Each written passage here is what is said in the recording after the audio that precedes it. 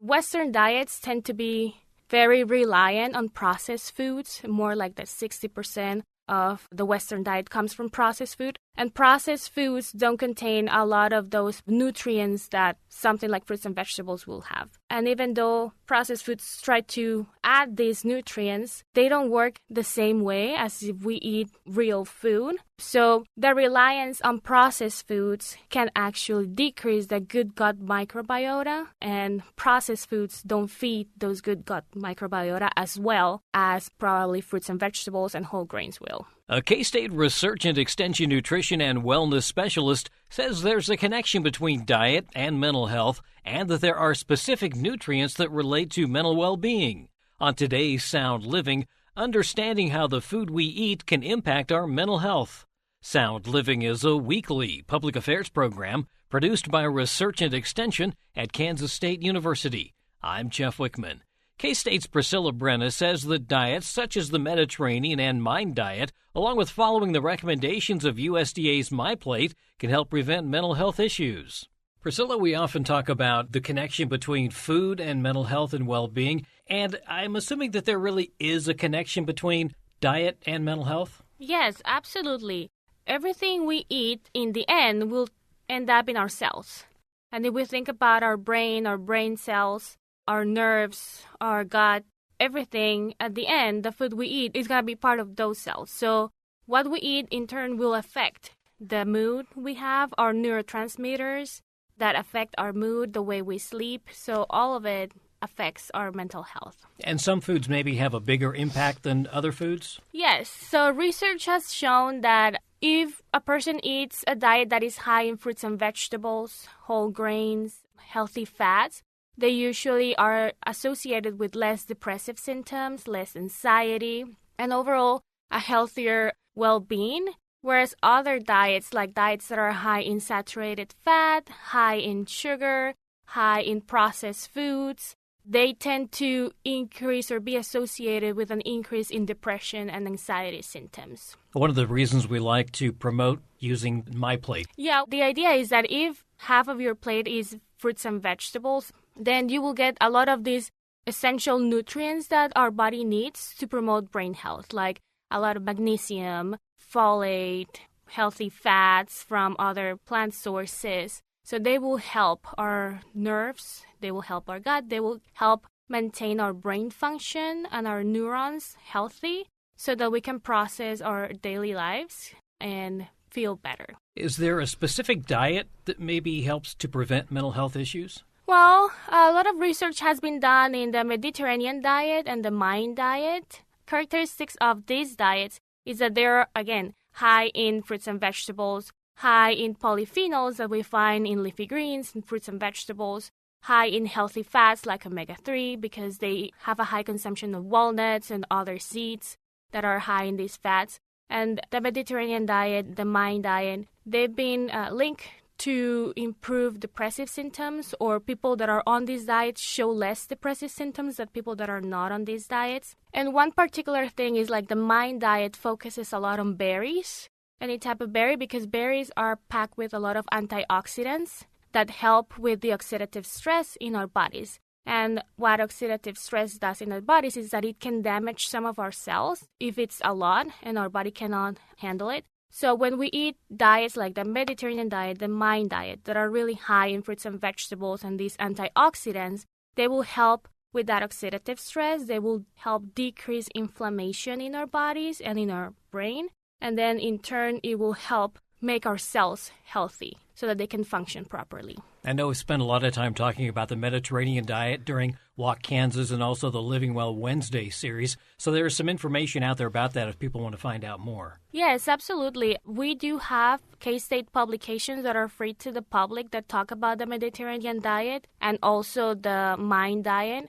So you can look for in our bookstore, the Mediterranean diet on the search bar, or also a Healthy Brain, Healthy Body. Those are great publications that some of our specialists have done, and they talk about how to keep our brains healthy, what are these diets, what are the characteristics of these diets, what to eat more of if we want to adopt this type of dietary pattern. Another thing I'm starting to hear more about is gut microbiome and its connection with our health. What are we really looking at when we talk about that? Yeah, a lot of researchers have come up with the gut is our second brain. And it's because there is a bidirectional connection between our brain and our gut. So all the nerves from our brain that come down to our body, they go to our gastrointestinal tract as well. And they influence how our intestines move, or when we need to liberate some hormones so that we can process food. But then also the food we eat, when it stays, in our gut, they can have the potential to influence those nerves and those neurotransmitters in the gut and then send a message to the brain. So it's like a message comes from the brain to the gut, but then the gut also sends a message to the brain. So if we eat diets like the Mediterranean diet and the Mind diet that promote good gut health, that good gut bacteria will send messages to the brain that can help with neurotransmitters that help our mood. For example, serotonin is a neurotransmitter, and about 80% of it is produced in the gut. So what we eat will help with that production, whether it's that we have an adequate amount or we have lower amounts or higher amounts. So what we eat is going to influence that. So that sends a message to the brain, and that's how we say like the gut-brain connection, or like the gut is the second brain, because what we eat can influence some of those neurotransmitters that affect like sleep, mood, depressive symptoms. So if we eat adequate diet, like a healthy diet, we are increasing the good gut bacteria, and that gut bacteria will send good messages to our brain that will help us feel better. Is that kind of the probiotics then? Yeah, so we have probiotics and the prebiotics. Probiotics are the live good bacteria that sometimes we may eat in some of the fermented foods, but also the fruits and vegetables provide prebiotics. So it's like the food for that bacteria. So the more that we feed our good bacteria, the happier they will be and they will grow more. But if we rely a lot on processed foods, high-fat diets, or high sugar or refined grains, then that good gut bacteria doesn't have a lot to eat. So we are actually feeding a bacteria that is not as beneficial for our body. So we want to feed the bacteria that is more beneficial for our mental health, and that is the good gut bacteria that prefers fruits and vegetables, leafy greens, whole grains, and fermented foods. Let's go into that maybe a little bit more in depth when we're talking about some of the things that you've mentioned. Fatty fish is one of those that we recommend? Yeah, so for example, fish like salmon, tuna, whitefish, they have omega-3 fatty acids, and those omega-3 fatty acids can help our brain function and our brain health as well. So it's good to include them in our diet, and the Mediterranean diet and the Mind diet, they make an inclusion on those foods as well. Nuts and seeds, is that kind of along the same line with some of the same benefits? Absolutely. Nuts and seeds are in that line. They contain omega-3 fatty acids. They contain vitamin E as well that helps with decreasing that inflammation in our body and in our brain. So including those foods like walnuts, chia seeds, ground flaxseed are good options to increase omega-3 fatty acids and vitamin E. And how do we do that? Is that putting them in a salad? Is it putting them in yogurt? How do we do this? Yeah, well, we can think about adding different things that will help our gut microbiota. So yogurt is a fermented product.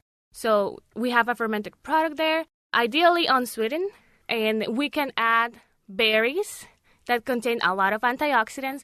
And on top of that, we can add crushed walnuts, or we can add ground flaxseed on top, like a topping for that yogurt. And then we can get from those, we can get those omega-3 fatty acids and those vitamin E nutrients that will be good for our brain. When we talk about the dark leafy greens, I hear a lot about kale. Some people like it. A lot of people do not like it. What are some things that we can maybe do that will get us those dark leafy greens? Yeah, we can think about, well, kale is a good example. But we can think also about arugula. And this is the season for arugula. We can think about Swiss chard. We can think about collard greens. All of those leafy greens contain high amounts of antioxidants and polyphenols. A lot of those antioxidants will help our gut health, will help our brain health. And some of those can also contain folate. Folate is really good for the brain and regulate other parts of our bodies that will in turn regulate our mood and will help us feel better. You talked about berries, and that's another thing that is very much in season right now. Yeah, absolutely. Berries are packed with antioxidants. And they also have fiber because if we look really close, they have like tiny seeds, and those tiny seeds contain a lot of fiber that will help our bodies, not only for our digestion, but also to help feed this good gut microbiota. So the antioxidants, those polyphenols that berries can have, all of those phytonutrients that it can help reduce the inflammation in our bodies, can help make our cells more stable. And when I talk about cells, I also talk about the nerve cells, like the neurons. So if we think about the neurons, the ones that are sending these messages that help our mood, how we feel, then we want them healthy, right? We want them to be as healthy and function as properly as they can be. Whole grains is also part of this, but maybe it's not as big a part as like fruits and vegetables. Yeah, whole grains are very important because they contain fiber, they contain B vitamins that are important for the brain, but also we need to eat them in moderation. So that's why we have My Plate.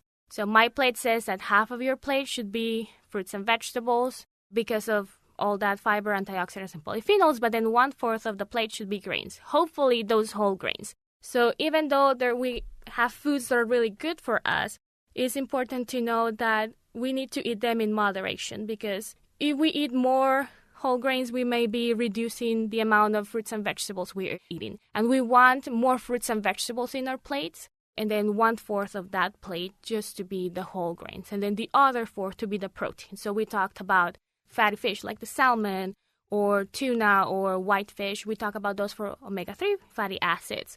But let's say somebody doesn't eat fish, maybe they can include other protein foods. For example, they can include legumes. They contain a lot of protein and they pair well with those whole grains in terms of the amino acids that we need for our bodies. Or if you don't eat fish, but you can add chicken. Chicken actually is really good for our mental health because contains an amino acid or has a lot of this amino acid called tryptophan.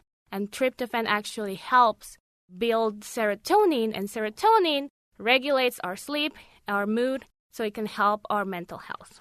A lot of things to consider, and you mentioned My Plate, and that's probably a good place to start because that has a lot of the things that we need. Again, we just need to make sure that we're doing it in moderation. Absolutely. My Plate focuses a lot on including more fruits and vegetables, whole grains. But again, like you said, it's in moderation. It's not like we're going to eat all this in any portions.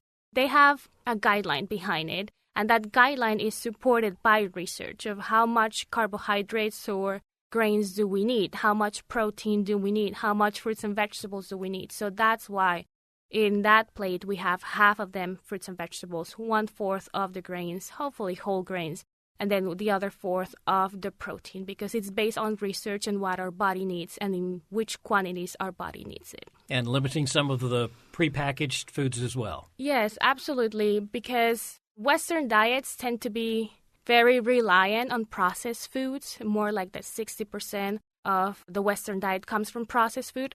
And processed foods don't contain a lot of those polyphenols, a lot of those combination of nutrients that something like fruits and vegetables will have. And even though processed foods try to add these nutrients, they don't work the same way as if we eat real food. So the reliance on processed foods can actually decrease the good gut microbiota, and we want to actually feed our good gut microbiota, and processed foods don't feed those good gut microbiota as well as probably fruits and vegetables and whole grains will. And they also seem to have a lot more sugar and sodium. Yes, they seem to have more saturated fat, they seem to have more sugar because they need to be, 1, shelf-stable, and 2, palatable. It needs to taste good to our taste buds. And to do that with something that is shelf-stable, it usually has a lot of sugar or fat to make it taste good for us. That's Priscilla Brenes, a nutrition and wellness educator for K-State Research and Extension, with information on the connection between diet and mental well-being. To learn more or for publication information, contact your local extension office or go to the K-State bookstore at bookstore.ksre.ksu.edu. Sound Living is a weekly public affairs program produced by Research and Extension at Kansas State University. I'm Jeff Wichman, and this is the K-State Radio Network.